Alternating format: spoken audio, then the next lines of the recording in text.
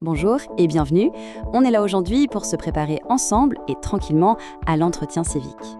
On va explorer ensemble les grandes idées de la culture française, celles qui sont importantes à connaître. Surtout, pas d'inquiétude, L'idée, ce n'est pas du tout d'apprendre par cœur une longue liste de choses, mais plutôt de vraiment comprendre l'esprit de cette culture pour pouvoir en parler simplement et avec confiance. Pensez à ce moment comme une conversation, une discussion pour donner des repères clairs. Alors on commence tout de suite avec une question essentielle, une question qui pourrait justement être posée. Et voilà, qu'est-ce que la francophonie ?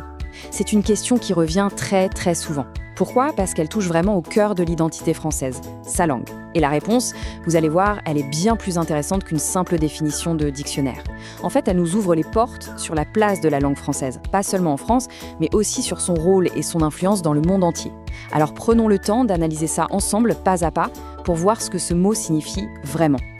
Bon, la définition la plus simple, c'est celle-ci. La francophonie, avec un grand F, c'est la communauté de toutes les personnes qui parlent et utilisent le français. Le mot le plus important ici, c'est vraiment communauté. Il faut bien comprendre que ce n'est pas juste une question de géographie ou de politique. Non, c'est avant tout un lien humain. C'est comme un immense réseau de personnes qui, même avec des cultures, des nationalités, des origines très différentes, partagent une langue commune. Une langue pour communiquer, pour créer, pour échanger des idées. Et c'est vraiment ça, cette dimension humaine, ce partage, qui est l'idée centrale à retenir. Et pour se rendre compte de la taille de cette communauté, regardons ce chiffre, 300 millions. C'est le nombre de personnes qui parlent français aujourd'hui dans le monde. C'est énorme. Pour avoir une idée, c'est presque la population des États-Unis. Le français, c'est donc la 5e langue la plus parlée sur la planète. Ce chiffre nous montre que le français est une langue bien vivante, très dynamique et surtout, une langue d'avenir. Son nombre de locuteurs continue d'augmenter, en particulier sur le continent africain. Et cette grande communauté de 300 millions de personnes, elle est présente absolument partout. Le français est l'une des très rares langues à être parlée sur les 5 continents. En Europe, bien sûr. En Amérique, on pense tout de suite au Québec. En Afrique, où vit d'ailleurs la majorité des francophones. Mais aussi en Asie et même en Océanie, avec des territoires comme la Polynésie française. C'est aussi la langue officielle, ou l'une des langues officielles, dans plus de 30 pays et gouvernements. Cette présence mondiale, c'est un héritage de l'histoire et ça fait aujourd'hui du français une véritable langue internationale, une sorte de pont entre les différentes cultures. Au-delà des conversations de tous les jours, le français a un rôle très particulier sur la scène mondiale. C'est une grande langue de la diplomatie. Alors qu'est-ce que ça veut dire concrètement ? Eh bien, ça signifie que c'est l'une des langues de travail officielles dans les plus grandes organisations internationales. Par exemple, à l'Organisation des Nations Unies, l'ONU, les documents importants, les résolutions, sont rédigés en français. C'est la même chose au sein de l'Union européenne, où le français est une langue historique, une langue de travail. On la retrouve aussi dans des institutions comme l'Union africaine ou le Comité international olympique, celui qui organise les Jeux olympiques. Avoir ce statut, c'est une reconnaissance de l'importance historique de la langue et de sa précision, qui est très appréciée pour les négociations internationales. Pour organiser et animer cette grande communauté mondiale, il existe une institution, l'Organisation internationale de la francophonie, qu'on appelle l'OIF. Et attention, ces missions vont bien plus loin que la simple défense de la langue. En fait, la langue française est vue comme un outil pour atteindre des objectifs plus larges. Regardons-les ensemble. Premièrement, bien sûr, sa mission est de valoriser la langue française, mais aussi, et c'est très important, de promouvoir la diversité de toutes les cultures qui s'expriment en français. L'idée, c'est de dire qu'il n'y a pas une seule façon d'être francophone. Deuxième mission, promouvoir des valeurs universelles comme la paix, la démocratie et les droits de l'homme. L'OIF s'engage par exemple dans la résolution de conflits. Troisième mission essentielle, soutenir l'éducation et la recherche. L'organisation aide à construire des écoles ou finance des projets universitaires en français. Et enfin, quatrièmement, l'OIF encourage la coopération économique pour un développement durable qui respecte l'environnement. On voit bien que la francophonie, c'est un projet à la fois culturel, mais aussi profondément politique et humain. On vient de voir que la langue est un patrimoine, une sorte de trésor immatériel qui nous est commun. Mais la culture française, c'est aussi un patrimoine très concret, très visible. Les châteaux, les cathédrales, les musées, et puis aussi des savoir-faire uniques. Dans cette deuxième partie, on va parler de ce patrimoine et surtout on va découvrir une idée très forte en France. L'idée que chaque citoyen a un rôle à jouer, qu'il est en quelque sorte un gardien de cette culture partagée par tous. Pour qu'un patrimoine aussi riche puisse traverser les siècles, il faut des compétences très rares, très précieuses. C'est ce qu'on appelle l'artisanat d'art. Ce sont tous ces métiers manuels, d'excellence, qui permettent de restaurer, de préserver les trésors culturels. Par exemple, l'ébéniste, qui va restaurer un meuble très ancien dans un château. Le tailleur de pierre, qui est capable de sculpter une pierre à l'identique pour reconstruire la façade d'une cathédrale. Ou encore le maître verrier, qui connaît tous les secrets pour réparer un vitrail qui date du Moyen-Âge. Ces savoir-faire, qui sont souvent transmis de génération en génération, de maître à élève, sont considérés comme des trésors vivants. Ils sont absolument essentiels à la survie du patrimoine. Il y a un événement récent qui illustre parfaitement cet attachement très fort des Français à leur patrimoine, et aussi le rôle crucial de ces artisans. C'est bien sûr la reconstruction de la cathédrale Notre-Dame de Paris. On se souvient tous de l'incendie terrible de 2019. Cet événement a provoqué une émotion immense, un véritable choc dans tout le pays, bien au-delà des croyances religieuses de chacun. C'était un peu comme voir un membre de sa propre famille être blessé. Et la réaction qui a suivi cet incendie a montré à quel point ce lien entre les citoyens et leur patrimoine est puissant. Et la preuve de cette mobilisation, la voici en un chiffre, 840 millions d'euros. C'est la somme absolument extraordinaire qui a été collectée pour financer la reconstruction. Mais ce qui est le plus important à comprendre, c'est d'où vient cet argent. Il ne vient pas seulement de l'État ou de quelques très grandes entreprises, non. Il vient de dons de centaines de milliers de citoyens ordinaires en France et dans le monde entier. Des gens qui ont donné 10 euros, 20 euros, 50 euros, parce qu'ils se sentaient personnellement concernés. Ce chiffre gigantesque, c'est la preuve matérielle que les citoyens se considèrent comme responsables de ce patrimoine qui appartient à tous. Cette phrase, elle résume parfaitement tout ce qu'on vient de dire. Lisons-la ensemble. L'exceptionnelle mobilisation citoyenne montre l'attachement fort des Français à ce patrimoine symbolique et leur volonté d'en être les gardiens. Analysons les mots importants. Mobilisation citoyenne. Ça veut dire que ce sont les gens eux-mêmes qui ont agi. Patrimoine symbolique. Notre-Dame, c'est bien plus qu'une église, c'est un symbole de l'histoire de France. Et le mot le plus fort, c'est celui-ci, gardien.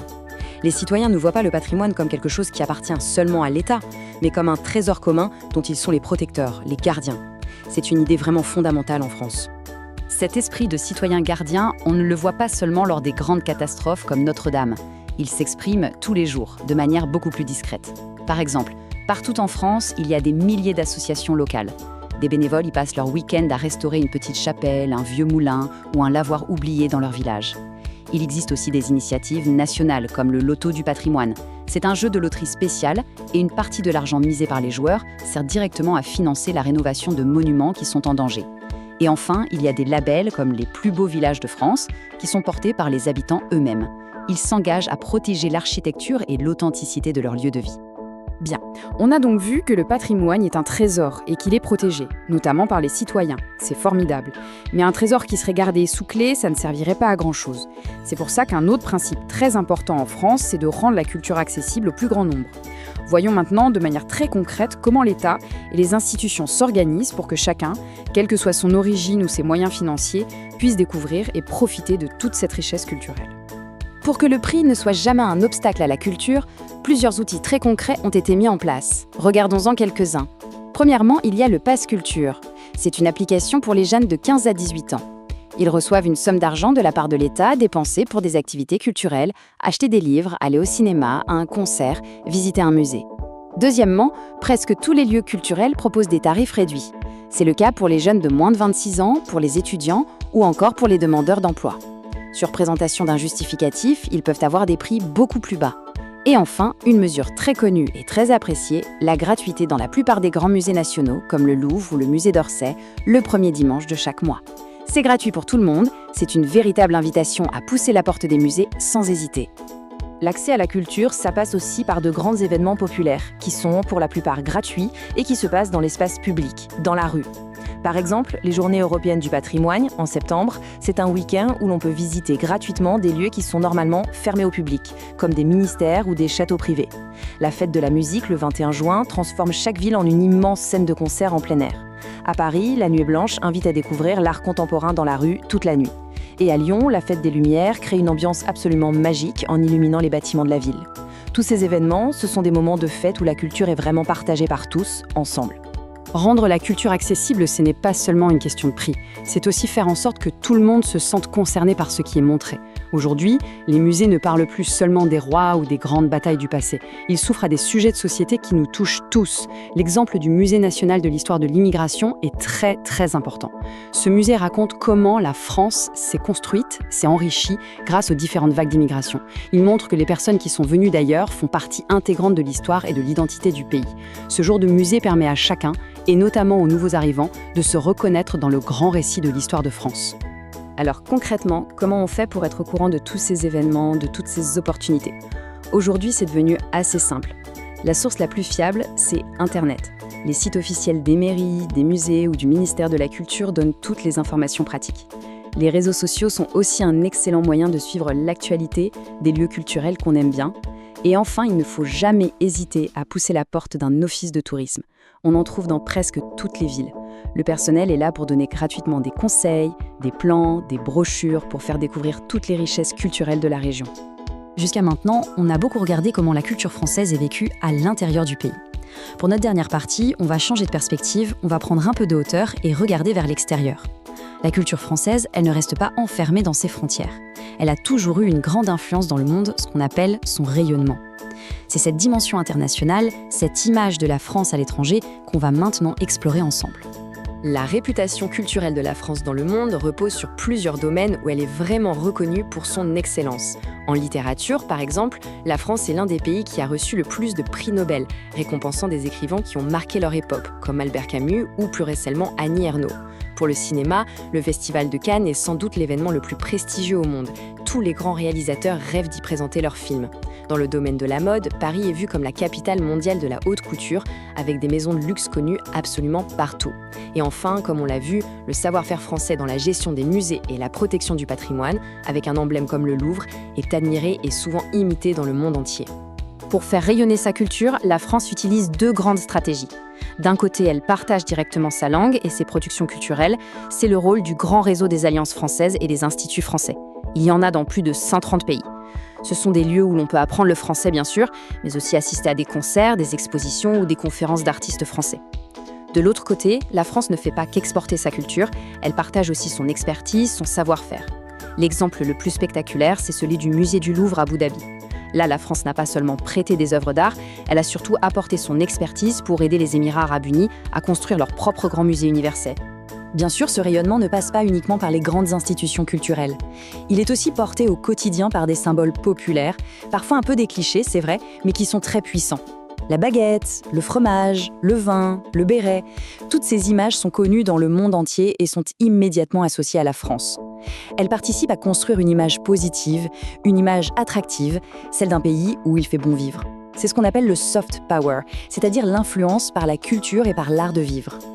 Nous voilà au terme de notre parcours. On a vu que la culture française repose sur une langue mondiale, sur un patrimoine précieux gardé par ses citoyens, sur une volonté de la rendre accessible à tous et enfin sur une influence internationale. Mais l'idée la plus importante à retenir de tout ça, c'est que cette culture n'est pas figée dans un musée. Elle est vivante, elle évolue, elle est partagée. La question finale, celle qui est en quelque sorte posée à chacun, c'est donc la suivante. Comment les nouveaux arrivants, avec leur propre histoire, leurs propres compétences, leur propre culture, peuvent-ils participer à ce grand patrimoine vivant et contribuer, à leur tour, à l'enrichir ? Car la culture française de demain se construit avec l'apport de toutes celles et de tous ceux qui ont choisi de vivre ici.